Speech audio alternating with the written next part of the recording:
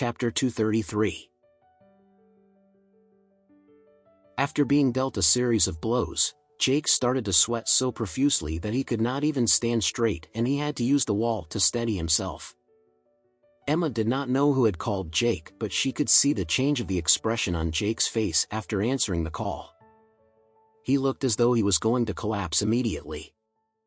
"Alex, do you think Jake is unwell?" Alex smiled before he replied, "Yes, perhaps there is something wrong with his brain and he can't remember who he really is."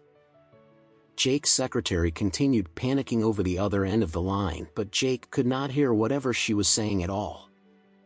He could only hear a ringing sound in his ear, and all he could think of was what Alex was saying earlier. "You're already bankrupt." Jake was sweating all over and he raised his head in horror as he stared at Alex with a firm expression on his face. How did Alex predict all of this? He was really bankrupt.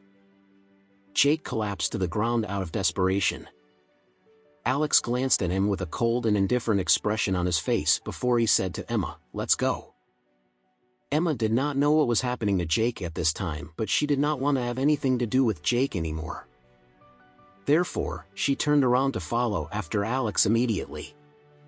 At this time, Jake suddenly regained his senses and he raised his head as he watched Alex walk away from him.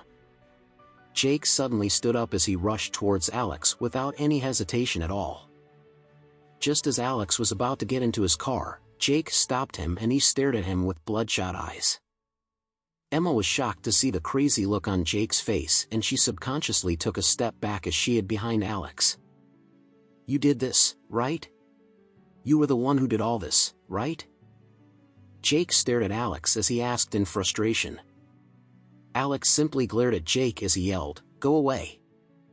His tone was sharp and cold, as though he was berating a dog. A crowd of passers-by exchanged glances with one another at this time. Oh my! Wasn't that the boss of Kotuk Enterprise?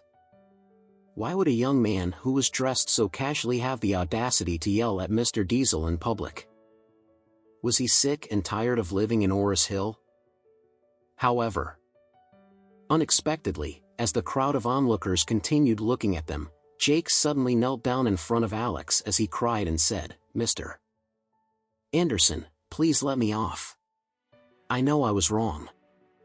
Please just let me off this time." The crowd of people were silent as they were all staring at the scene before them in disbelief. The boss of Kotuk Enterprise, Jake Diesel, was actually kneeling down in front of an ordinary young man. Emma was also stunned at this time because she did not expect Jake to kneel down before Alex. "Mr. Anderson, I know I was wrong. I deserve to die. I shouldn't have had any bad thoughts about Emma. I'll repent and I promise I'll never do it again in the future. Please forgive me and just leave me a way out. Please don't push me to a dead end." Jake continued begging as he kept slapping himself hard in the face.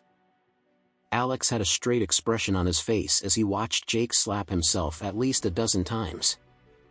After that, when Alex saw that Jake was already bleeding from his mouth, he simply replied indifferently, "Mr. Diesel, I have no idea what you're talking about.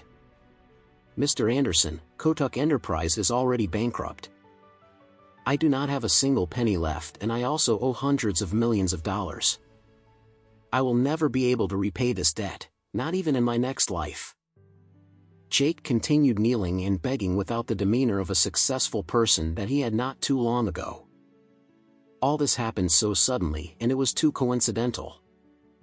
As soon as Alex said that he would go bankrupt, all the bad news flooded in and it seemed as though he would definitely go bankrupt tomorrow.